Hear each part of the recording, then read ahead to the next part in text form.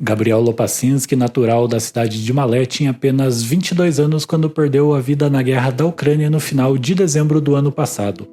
Movido por um forte senso de justiça e também pelo desejo de ajudar, ele decidiu se alistar e combater ao lado das forças ucranianas.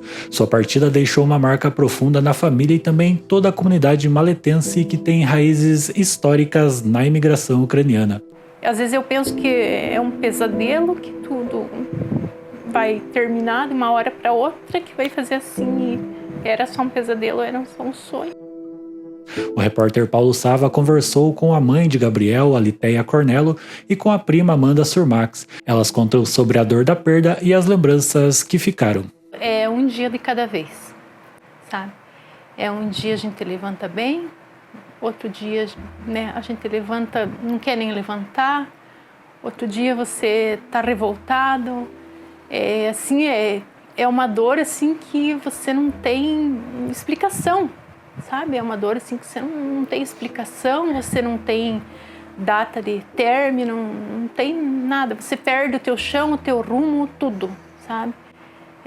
Como se você estivesse dentro de um buraco e você não vê mais saída, você não vê luz, você não vê a explicação, você não encontra respostas.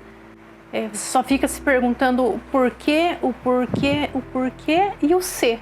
Se não tivesse ido, se tivesse ouvido, se tivesse voltado antes. Então, assim, toda a família tá assim, sabe? O pai, né? Que meu pai era bem também apegado a ele, como o Gabriel, como se fosse um filho para ele, né? E meu irmão também, então a gente tá muito abalado, muito abalado.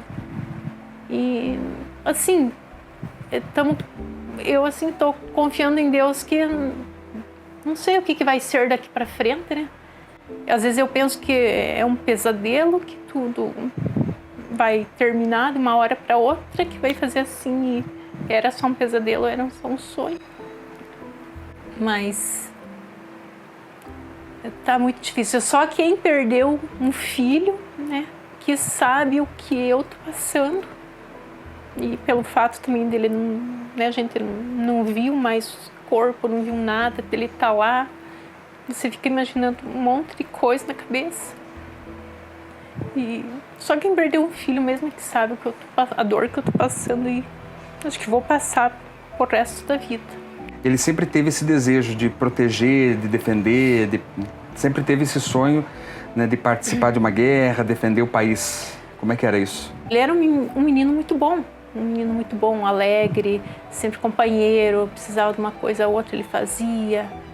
E sempre, ele não gostava de ver as coisas erradas, né? Ele tinha esse instinto sempre de justiça, né? Tanto é que ali na parte da Ucrânia, ele até chegou a falar para mim: mãe, você não imagina como é que é as coisas aqui, as injustiças que fazem aqui, sabe?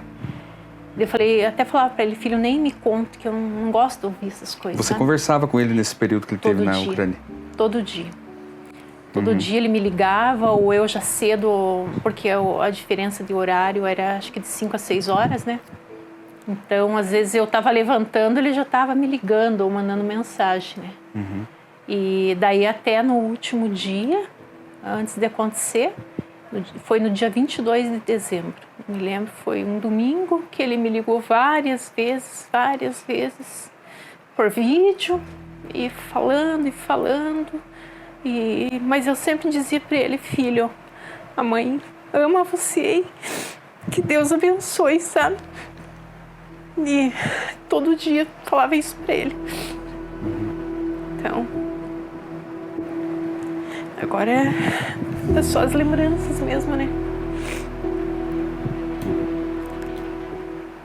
A decisão de Gabriel de ir para a guerra não foi algo compartilhado com a família. Ele tomou essa escolha em silêncio, sem contar para ninguém, tentando evitar que fossem contra a sua partida. Ele fez tudo, articulou tudo meio que às escondidas, isso? Isso, exatamente. Eu acho que é para ele não preocupar, ou talvez, né, para não ter aquela rejeição da família ou alguma coisa assim que pudesse acontecer, ele fez mais por ele mesmo e depois só quando estava pronto que ele veio falar, né? Ele veio contar para mim que estava indo, me mostrou o passaporte e disse assim: mãe, eu só tô te mostrando, eu não tô nem te pedindo se eu posso ir ou não posso, sabe?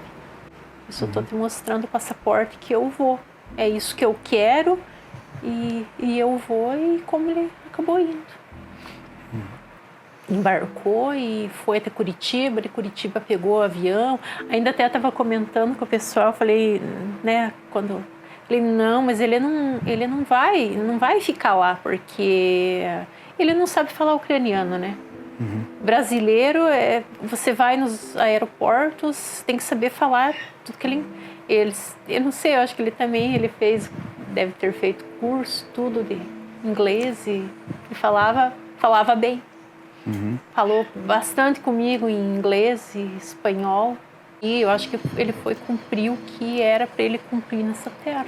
Ele achava que era bom para ele corria atrás, né? Ele não era de ficar parado, não é de, né? Graças a Deus, um menino que nunca se envolveu com coisa errada, nada.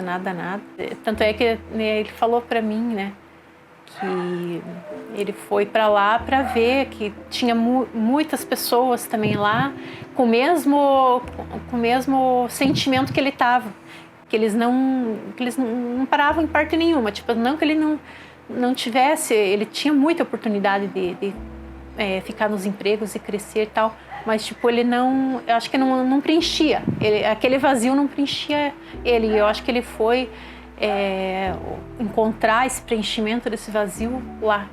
Por isso que eu falo, eu acho que a missão deles era lá, né? Se você pudesse hoje, né, você pudesse na época, se ele te desse essa opção, né, ele se te pedisse, né, no caso, você autorizaria ele a viajar? Agora sim, eu acho que não, né? Eu acho que não. Nessa hora a gente não tem ainda resposta assim nenhuma, né? Ele era filho único, né? Filho único. Agora fiquei sozinha. Filho único. A prima de Gabriel conta que carrega um sentimento de arrependimento por ter evitado manter contato com ele durante sua missão na Ucrânia. No entanto, ela acreditava que ele fosse voltar de lá. Então você conheceu ele desde bebê? Desde bebê. A gente comentava, eu falava quando eu era criança que queria ir pra polícia, ele também sempre demonstrou esse interesse na área militar, de polícia, exército. E eu, na verdade, né, ele não contou pra ninguém, assim, que tava indo. Eu acredito que foram, no máximo, umas 5 pessoas que deveriam saber. Assim como todo mundo, eu fiquei sabendo por uma rede social. E com o tempo foi passando, a gente acabou se afastando. A gente se via, se conversava, tudo normal. Mas a vida de cada um vai seguindo por um caminho, né? Quando cresce. E eu tenho muitos arrependimentos, porque eu não queria incomodar ele lá. Eu não conversava com ele todos os dias, eu não mandava mensagem, porque eu tinha pra mim que ia atrapalhar nele nessas missões, nessa vida que ele estava tendo lá, porque ele estava realizando o sonho dele. E hoje eu me arrependo, porque como ele sempre soube se virar, sempre foi muito esperto pra tudo, eu confiei muito que ele ia voltar.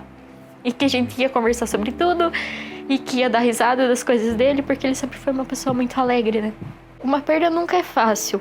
A gente não estava tão próximo, como eu comentei agora, mas a gente se criou junto. A gente era praticamente, eu considerava o Gabriel meu irmão, né? Sempre fui mais velha, mas ele sempre me inspirou muito. Eu sempre admirei muito ele pelo jeito que ele era, pelo jeito que ele sempre se virar. Eu até brinquei com ele quando ele estava lá, que quando eu crescesse eu queria ser igual a ele, sabe? Então não é fácil, tem dias que dói, principalmente quando eu venho pra cá. Que agora eu moro em União, né? Mas principalmente quando eu venho pra cá, eu olho, eu lembro. E eu lembro das coisas que a gente vivia e daí me pega, sabe? Dói muito.